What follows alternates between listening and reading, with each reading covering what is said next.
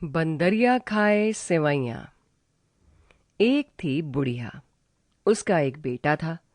एक रोज उसने बुढ़िया से कहा, माँ, मैं धन कमाने दुबई जाऊं?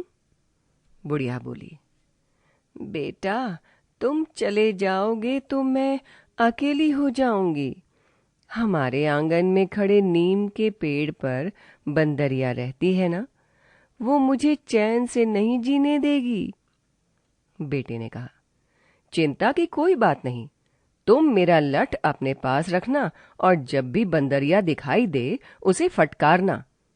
साल भर की तो बात है, समझो यों गया और यों आया।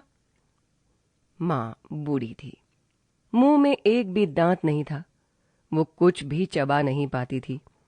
इसलिए वो रोज सेवैयां बनाती और ज्यों ही उसे प्लेट में ठंडा करने रखती, पेड़ पर से कूदकर बंदरिया आ पहुंचती। माँ लठ उठाती, बंदरिया आंखें सुर्ख करके दांत पीसती। बुढ़िया डर जाती, बंदरिया सारी सेवैयां खा जाती। पृष्ठ 28। बेचारी बुढ़िया रोज भूखी रहती। कभी सूखा आटा फाँक कर पानी पी लेती, कभी सिर्फ पानी पीकर गुजारा कर लेती।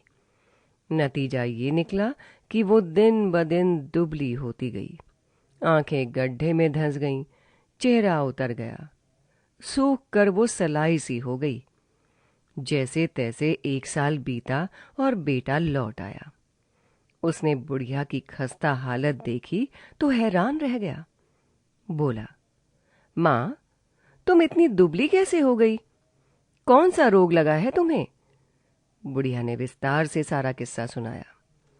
बेटे ने कहा, उस बंदरिया को मैं कल देख लूंगा। दूसरे रोज माँ ने रसोई बनाई, घी चुपड़कर नरम नरम फुलके एक प्लेट में रखे और दूसरी प्लेट में गरम गरम सेवैयां। बैठने के लिए थी पत्थर की चौकी, जो आग में तप कर सुनहरी हो गई थी। अब लड़के ने खुद चलकर आवाज दी, आओ बंदरिया, खाओ सेवैयां गरम गरम। आओ बंदरिया, आसन बिछा है नरम नरम। बंदरिया तो तुरंत पेड़ पर से कूद कर नीचे आई और जैसे ही चौकी पर बैठी कि बुरी तरह जल गई। वो चीखती चिल्लाती हुई वहां से ऐसी भागी कि फिर कभी पलटकर उस घर की ओर नहीं देखा। कहानी समाप्त। पृष्ठ 29।